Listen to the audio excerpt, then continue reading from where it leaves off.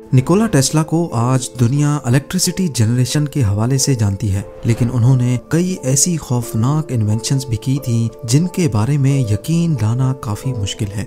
1896 में उन्होंने गलती से एक अर्थक्वेक जनरेटर बना डाला था जिसकी साइज इतनी कि वो पॉकेट में भी फिट आ सकता था और नुकसान इतना कि बड़ी से बड़ी बिल्डिंग को भी हिला देता था। इस डिवाइस को उन्होंने अपनी लेबोरेटरी में टेस्ट किया तो पड़ोसियों को लगा कि अर्थक्वेक आ गया है और वो डर के मारे बाहर आ गए। फिर टेस्ला वो डिवाइस लेकर किसी अंडर कंस्ट्रक्शन बिल्डिंग की तलाश में निकल पड़े। रास्ते में उन्हें एक 10 मंजिला बिल्डिंग नजर आई जिसमें वर्कर्स काम कर रहे थे। उन्होंने ये डिवाइस उस बिल्डिंग के स्टील फ्रेम पे लगा दी। थोड़ी ही देर बाद ऊपर से वर्कर्स घबराते और भागते हुए नीचे उतरे कि जैसे कोई अर्थक्वेक आ रहा हो। पुलिस को बुलवा लिया गया, लेकिन टेस्ला ने किसी को बताए बगैर अपनी डिवाइस वापस जेब में डाली और वहां से निकल गए। उनका कहना था कि थोड़ी देर और अगर ये डिवाइस वहां लगी रहती तो पूरी बिल्डिंग जमी बोस हो जाती। ये बात उन्होंने खुद एक इंटरव्यू में कबूल की थी। पर सवाल ये है कि पॉकेट की साइज जितनी डिवाइस अर्थक्वेक कैसे ला सकती है। असल में निकोला टेस्ला ये डिवाइस बनाना ही नहीं चाहते थे, बल्कि वो तो एक ऐसे प्रोजेक्ट पे काम कर रहे थे जो एक जगह से दूसरी जगह एनर्जी ट्रांसफर कर पाएगी, वो भी बगैर तार के और बगैर किसी खर्चे के। उनकी जिंदगी का ज्यादातर हिस्सा फ्रीक्वेंसीज और वाइब्रेशंस को स्टडी करने में गुजरा था। वो इस फील्ड में वो कुछ भी देख और समझ सकते थे जिसको उनके बाद कोई भी उस अंदाज में देख या समझ नहीं पाया। उनका आइडिया था कि वो एक डिवाइस के जरिए एक खास फ्रीक्वेंसी की वाइब्रेशन पैदा करके उसको जमीन में डालेंगे। ये वाइब्रेशंस जमीन में मौजूद पत्थरों से होती हुई किसी दूसरी जगह पर पड़ी रिसीविंग डिवाइस से कैच करवाई जाएंगी, जो उस फ्रीक्वेंसी को डिकोड करके एनर्जी या फिर इलेक्ट्रिकल करंट में कन्वर्ट करेगी। ठीक उसी तरह जैसे कोई साउंड एनर्जी वेव्स की सूरत में ट्रेवल करती है। हमारी दुनिया हर वक्त एक खास फ्रीक्वेंसी पे वाइब्रेट करती है। ये फ्रीक्वेंसी 7.83 हर्ट्ज से लेकर 33.8 हर्ट्ज तक वेरी करती है। टेस्ला का कहना था कि अगर वो इस छोटी सी डिवाइस को अर्थ की वाइब्रेशन पे सेट कर दें तो पूरी दुनिया में तबाहकुन ज़लज़ला भी आ सकता है। लोग इनकी ये बातें सुनकर मजाक बनाया करते थे, लेकिन फिर आखिर वो दिन आ ही गया जब दुनिया ने निकोला टेस्ला को हकीकत में सीरियस लेना शुरू किया। ज़ेम टीवी की वीडियोस में एक बार फिर से खुशामदीद। नाजरीन, हमारी रोजमर्रा की जिंदगी में शायद ही कोई ऐसी चीज है जिसके पीछे निकोला टेस्ला का हाथ नहीं। इलेक्ट्रिसिटी से लेकर दुनिया के किसी भी कोने में बैठे फोन पर बात करने तक, इन सब में निकोला टेस्ला का बहुत बड़ा हाथ रहा है।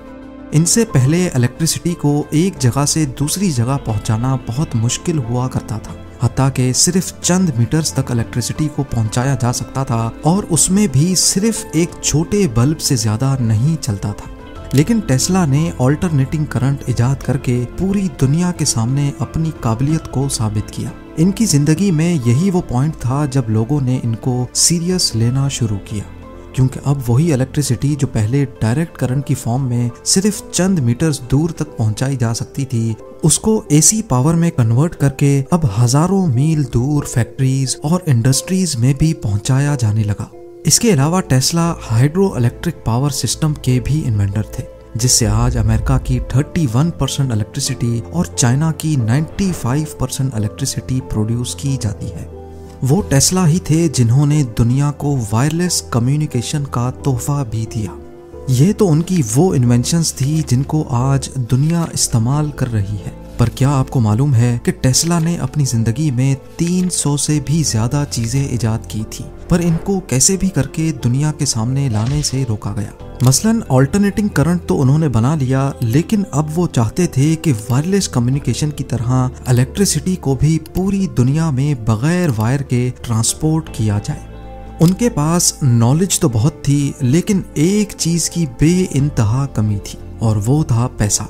वो अपना ये आइडिया लेकर जेपी मॉर्गन के पास गए। जेपी मॉर्गन को उनका आइडिया पसंद आया और उन्होंने टेस्ला को $1.5 लाख की फंडिंग देने का फैसला किया। इलेक्ट्रिसिटी को बगैर तार के ट्रांसमिट करने के लिए टेस्ला ने न्यूयॉर्क में ही कई एक्सपेरिमेंट्स शुरू कर दिए। इन एक्सपेरिमेंट्स में एक टावर भी था जिसको देखकर लोग काफी खौफजदा होते थे और अक्सर कंप्लेंट्स करते रहते थे। इसीलिए टेस्ला ने अपने एक्सपेरिमेंट्स कोलोराडो में शुरू कर दिए और वहां एक नया 180 फीट लंबा टावर खड़ा किया, जिसमें जरूरत से ज्यादा पैसे लग गए। टेस्ला का मानना था कि वो इस टावर की मदद से अब पूरी दुनिया में वायरलेस इलेक्ट्रिसिटी भेज सकेंगे, और वो भी अर्थ की नेचुरल वाइब्रेशंस को इस्तेमाल करके। जेपी मॉर्गन, जिन्होंने टेस्ला के इस प्रोजेक्ट को फंड किया था, वो इस दौरान इलेक्ट्रिक वायर्स और उसकी इंसुलेशन बनाने वाली फैक्ट्रीज में भी बहुत बड़े इन्वेस्टर थे। इसके अलावा अमेरिका में कई कॉपर माइंस के पीछे भी जेपी मॉर्गन का ही हाथ था। उनको शायद मालूम पड़ चुका था कि टेस्ला अपने एक्सपेरिमेंट में कामयाब हो गए हैं, और अगर ऐसा हो गया तो ये चीज उनके इलेक्ट्रिक वायर्स के बिजनेस को खासा नुकसान पहुंचा सकती है। इसीलिए उन्होंने टेस्ला को मजीद पैसे देने से न सिर्फ इनकार किया, बल्कि दूसरे इन्वेस्टर्स को भी मना किया कि वो टेस्ला के प्रोजेक्ट में इन्वेस्ट ना करें। निकोला टेस्ला करते तो क्या करते, अगले कई सालों तक वो वायरलेस इलेक्ट्रिसिटी का ख्वाब लिए जीते रहे, और जब वो इस दुनिया को छोड़ गए तो अगले 10 सालों तक गवर्नमेंट ने उनकी प्रॉपर्टी पर कब्जा कर रखा था। उनका जितना भी रिसर्च वर्क था वो कई सालों तक सीक्रेट फाइल्स बना रहा, और उसके बाद भी कई लोगों का मानना है कि आज तक टेस्ला की वायरलेस इलेक्ट्रिसिटी का फार्मूला पब्लिक नहीं किया गया। अब सवाल ये उठता है कि क्या निकोला टेस्ला को कोई सीक्रेट फार्मूला मिल गया था? क्या वो वाकई फ्री इलेक्ट्रिसिटी पे काम कर रहे थे? कई एक्सपर्ट्स का ख्याल है कि निकोला टेस्ला अर्थ की वाइब्रेशंस को अच्छी तरह समझ चुके थे, और शायद वो इसी वाइब्रेशन को इस्तेमाल करके दुनिया में नई किस्म की इलेक्ट्रिसिटी इंट्रोड्यूस करवाने वाले थे। वो अपनी जिंदगी में कहा करते थे कि अगर आपको यूनिवर्स के सीक्रेट्स का पता लगाना है तो इसको एनर्जी, फ्रीक्वेंसी और वाइब्रेशंस के अंदाज से देखना शुरू कर दें। शायद वो सच्चे थे, क्योंकि उनकी मौत के बाद साइंसदानों ने फ्रीक्वेंसी और वाइब्रेशंस पर रिसर्च शुरू की तो वो ये देखकर हैरान रह गए कि दुनिया की एक एक चीज अपनी खास फ्रीक्वेंसी पे वाइब्रेट कर रही है। एक चीज की फ्रीक्वेंसी को समझकर दूर पड़ी दूसरी चीज तक वाकई में न सिर्फ एनर्जी ट्रांसफर की जा सकती है, बल्कि उसको कंट्रोल भी किया जा सकता है। मिसाल के तौर पे ये दो फोक्स देखें जिनका फिजिकली आपस में कोई कनेक्शन नहीं है। इन दोनों की फ्रीक्वेंसी सेम है, यानी इनको एक बार टैप करने से 1 सेकंड में ये 440 मरतबा वाइब्रेट करते हैं।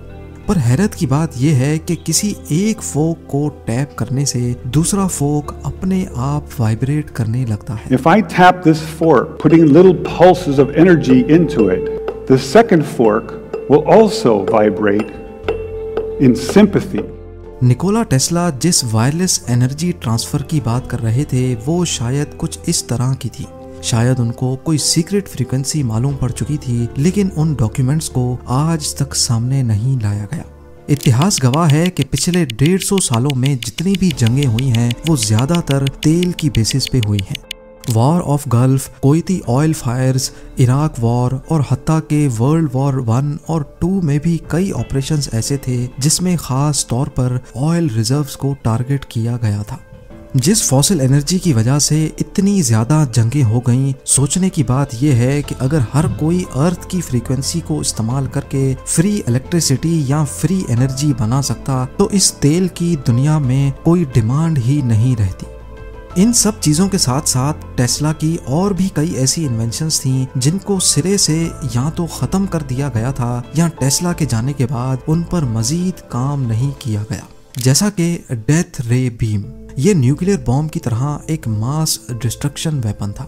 1934 में अपने एक इंटरव्यू में टेस्ला ने बताया कि ये वेपन हजारों मील दूर तक लाखों लोगों की जान ले सकता है, या जहां तक अर्थ की कर्व हमें इजाजत दे। ये टेस्ला का एक नया इलेक्ट्रिक वेपन था जो 50 मिलियन वोल्ट्स पैदा कर सकता था।